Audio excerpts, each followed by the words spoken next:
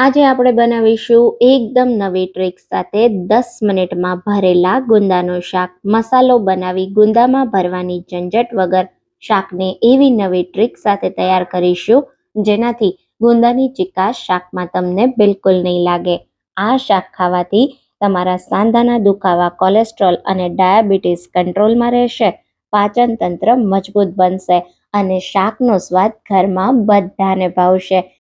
તો hello friends, welcome back to foods of fitness. હું છું અંકિતા વણજારા અને ચાલો રેસીપી શરૂ કરીએ.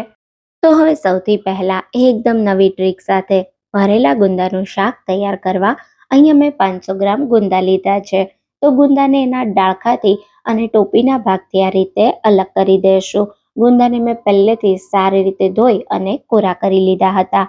આ ગુંદાને આપણે થોડા બાફવાના છે. ગુંદામાં રહેલી ચિકાશને ઓછી કરવા માટે ગુંદાને આપણે ઠળિયા કાઢ્યા વગર આખા જ બાફીશું. અહીંયા ગુંદાને બાફવા મેં મોટા વાસણમાં થોડું પાણી ગરમ કરવા રાખ્યું છે. એની અંદર અડધી ચમચી હળદર પાવડર અને અડધી ચમચી મીઠું ઉમેરી દઈશું.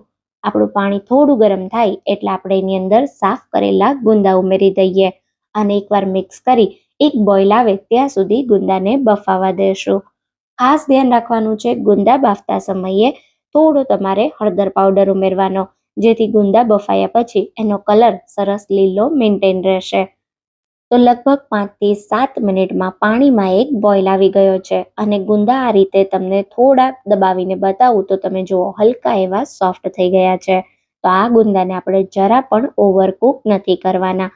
તરત જ ગરમ પાણીમાંથી આ રીતે સ્ટ્રેનરમાં કાઢી લેશું અને ગુંદાને થોડા ઠંડા થવા દેશું. હાથેથી ટચ કરી શકીએ એટલા ગુંદા ઠંડા થાય એટલે આ રીતે આપણે ગુંદાને દબાવી અને અંદરથી ઠળિયાનો ભાગ કાઢી લેશું. તો આસાનીથી હાથને બગાડ્યા વગર ઠળિયાનો ભાગ કાઢવા માટે આ રીતે ગુંદાને પ્રેસ કરી અને ચમચીના પાછળના ભાગથી તમારે ઠળિયાને કાઢી લેવાનો. બાફેલા ગુંદામાં એમ પણ ચિકાશ એકદમ ઓછી થઈ જશે અને આ રીતે તમને ગુંદાના ઠળિયા અલગ કરવાનું એકદમ આસાન રહેશે. તો તમે જોઈ શકો છો અહીંયા એકદમ સારી રીતે આપણા ગુંદા જરા પણ ઓવરકુક નથી થયા અને આસાનીથી ઠળિયાનો ભાગ નીકળી જાય છે. અહીંયા આપણે શાકમાં ઉમેરતા પહેલા ગુંદાને આ રીતે 2 ભાગમાં કટ કરી લેશું. તો અહીંયા તમે જોઈ શકો છો એક એક કરી મેં બધા જ ગુંદાને આ રીતે કટ કરી લીધા છે. ગુંદા જે છે એ આપણા શરીરમાં લુબ્રિકેટનું કામ કરે છે, ગ્રીસનું કામ કરે છે, કમર સાંધાના દુખાવા દૂર કરે છે, સાથે બેડ કોલેસ્ટ્રોલને ઘટાડે છે. બધા જ ગુંદા સારી રીતે સાફ થઈ ગયા છે. તો હવે આને થોડા રીતે ફેલાવી દેશું અને એની અંદર આપણે 1 ટેબલ સ્પૂન કશ્મીરી લાલ મરચું પાવડર ઉમેરીશું.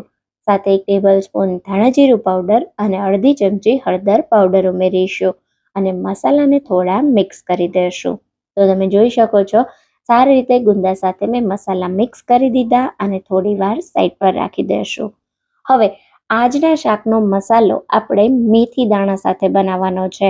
અહીંયા મેં 2 ટેબલ સ્પૂન જેટલા મેથી દાણા લીધા હતા. એને અડધા કલાક માટે હલકા ગરમ પાણીમાં પલાળી દીધા હતા. ચાહો તો તમે મેથી દાણાને ઓવરનાઇટ પણ પલાળી શકો છો. અડધા કલાકમાં ગરમ પાણી સાથે મેથી દાણા ખૂબ જ સરસ પલળીને ફૂલી ગયા છે. મેથી દાણા શરીરના દુખાવા અને શુગરને કંટ્રોલ કરવા માટે અક્ષીર દવા છે. આયુર્વેદિક ટોનિક પણ તમે કહી શકો. તો આ મેથી દાણામાંથી આપણે એક્સ્ટ્રા પાણી કાઢી લેશું અને શાકને વઘારવા એક વઘાર તૈયાર કરીશું. જેના માટે એક બાઉલમાં 1 ટીસ્પૂન જીરું ઉમેરીએ, 1 ટીસ્પૂન જેટલી લીલી વરિયાળી, અડધી ચમચી જેટલા કલોંજીના બી, 5 નંગ જેટલા કાળા મરી અને 2 નંગ જેટલા લવિંગ લેશું. મોટી સાઈઝનું 1 તમાલપત્ર જેને મેં 2 ભાગમાં તોડી લીધું, 2 થી 3 સૂકા લાલ મરચા અને અડધી ચમચી હિંગ લેશું. આ વઘારને થોડી વાર સાઈડ પર રાખીએ અને હવે આ શાકને સુપર ટેસ્ટી બનાવવા અહીંયા મેં લીધી છે 150 ગ્રામ જેટલી કાચી કેરી. તો આપણે જે કેરી લીધી છે એને સારી રીતે ધોઈ કોરી કરી લેવાની છે. થોડો ઉપરનો ડાળીનો ભાગ કાપી અને આ રીતે કેરીને આપણે ખમણી લેશું. તમે ટુકડા પણ કરી શકો છો, પણ ખમણી લો તો શાકમાં રસો એકદમ સરસ બને છે અને સ્વાદ પણ સરસ લાગે છે.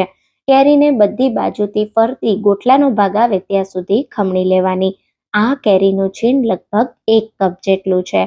તો હવે આપણે શાકને વઘારીશું. શાકને વઘારવા માટે જાડા તળિયાવાળી કડાઈ લેવાની છે. એની અંદર આપણે 3 મોટી ચમચી જેટલું તેલ ગરમ કરી લેશું. અચ્છા, આ જે શાક છે એ 2 થી 3 દિવસ સુધી ખરાબ નથી થતું. તમે સફરમાં લઈ જવા માટે પણ બનાવી શકો છો.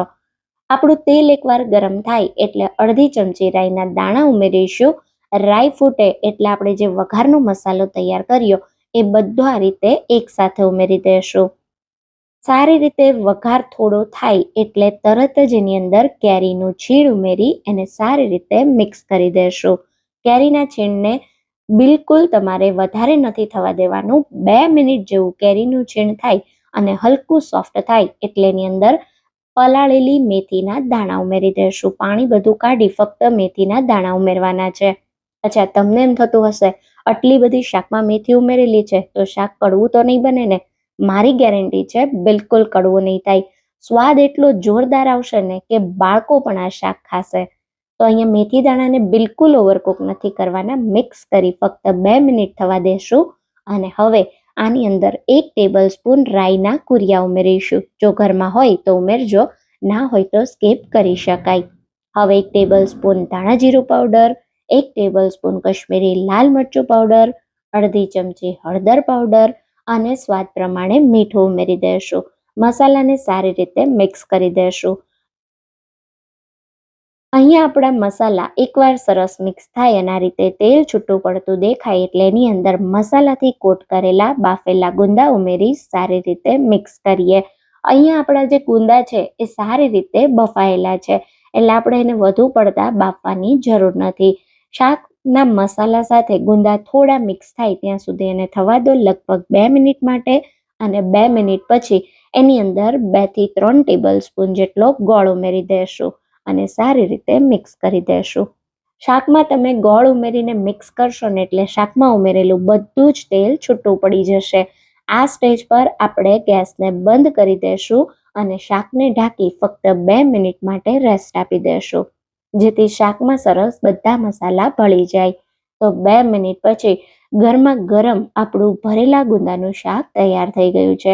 ઉપરથી લીલા ધાણા સ્પ્રિંકલ કરી અને આ શાક તમે એકવાર ટ્રાય કરો. એટલું બધું તમને ભાવશે ને કે તમે શાક ખાતા સમયે 100% મને યાદ કરશો. ગુંદા ખાવાની ના પાડતા લોકો પણ ક્યારે વાટકો ભરીને શાક ખાઈ લેશે ને એ ખબર નહીં પડે.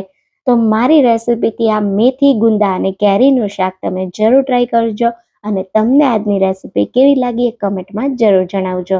જો તમને આ રેસિપી ગમી હોય તો વિડીયોને વધારેમાં વધારે લાઈક અને શેર કરજો. તમારા એક લાઈક અને શેરથી મને તમારા માટે રોજ આવી નવી રેસિપી લાવવાનું મોટિવેશન મળે છે. તો ફરી મળીશું એક આવી નવી જ રેસિપી સાથે. ત્યાં સુધી થેન્ક યુ ફોર વોચિંગ.